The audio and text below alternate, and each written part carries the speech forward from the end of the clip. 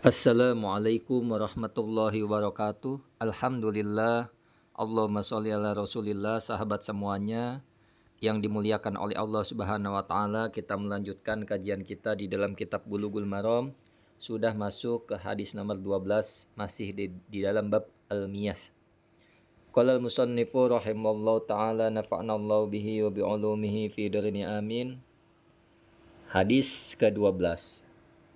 Wa an Anas bin Malik radhiyallahu anhu. Dari Anas bin Malik, semoga Allah meridhoinya. Sebelum kita membahas pembahasan hadisnya, intisari dari hadis tersebut, maka kita akan memperkenalkan Anas bin Malik secara ringkas. Jadi Anas bin Malik ini seorang pelayan Nabi Shallallahu Alaihi Wasallam selama 10 tahun. Jadi namanya lengkapnya Anas ibn Malik ibn Nador al-Ansari an-Najari. Jadi ia pembantu Nabi SAW selama 10 tahun. Jadi pengakuan Anas bin Malik ini, ya, Nabi tidak pernah, walaupun dia melayani Nabi, Nabi tidak pernah memarahinya.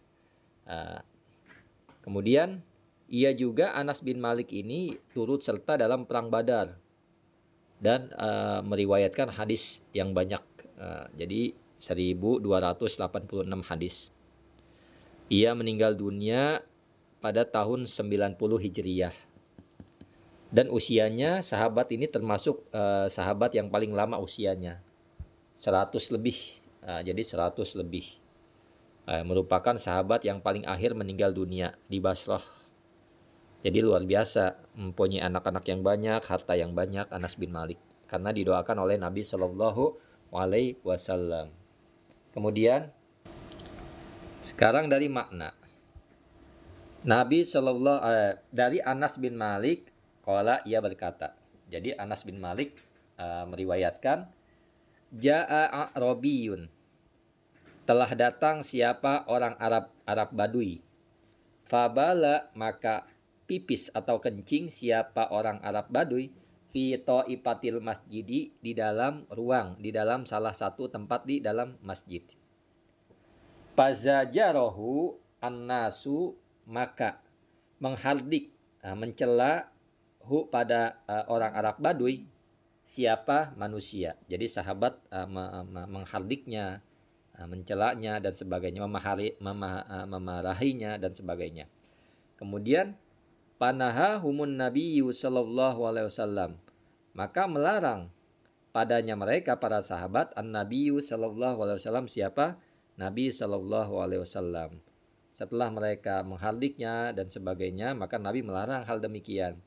Falamma qada baulahu, maka ketika qada, menyelesaikan siapa orang Arab Badui, baulahu, pada pipisnya orang Arab Badui, amaro, maka memerintahkan an-nabiyyu, siapa Nabi sallallahu alaihi wasallam, bidanubin min ma'in, dengan satu ember dari air, fa'uhriqa, maka menuangkan atau menyiramkan, alaihi, pada pipisnya orang Arab Badui tersebut. Muttafaqun alaihi, hadis diriwayatkan oleh Bukhari dan Muslim. Jadi disepakati oleh Bukhari dan Muslim, ini namanya muttafaqun alaihi.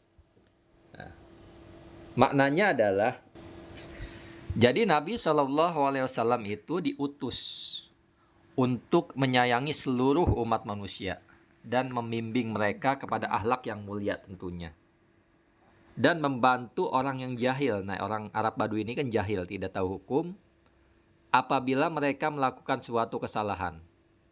Jadi para sahabat merasa gusar, marah, pengen menghardik, mencaci dan sebagainya terhadap orang Badui yang pipis di masjid ini, di dalam masjid ini. Sedangkan orang Arab Badui ini, dia baru masuk Islam riwayatnya. Jadi Rasulullah SAW melarang mereka menghardiknya.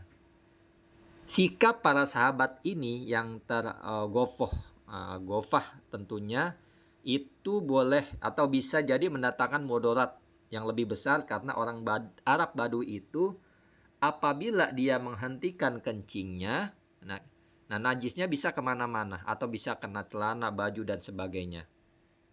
Jadi seperti itu. Nah, kemudian pemahaman atau fikih dari hadis ini adalah yang pertama adalah dianjurkan bersikap belas kasihan kepada orang jahil, orang bodoh, dan memberikan pengajaran tentang apa yang harus dikerjakannya tanpa harus menggunakan tindakan kasar. Nah, yang pertama itu.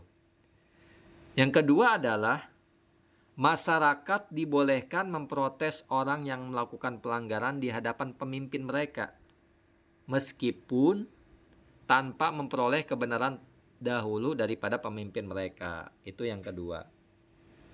Yang ketiga, menolak perkara yang boleh menimbulkan mudarat yang lebih besar di antara dua mudarat dengan cara melakukan perkara yang lebih ringan mudaratnya. Jadi yang tadi kan ketika sahabat memberhentikannya atau memarahinya, maka orang Arab Badui ini pipisnya ya bisa jadi dia kemana-mana. Nah, ini menimbulkan mudarat yang lebih besar. Makanya dilarang oleh Nabi SAW. Nabi melarangnya.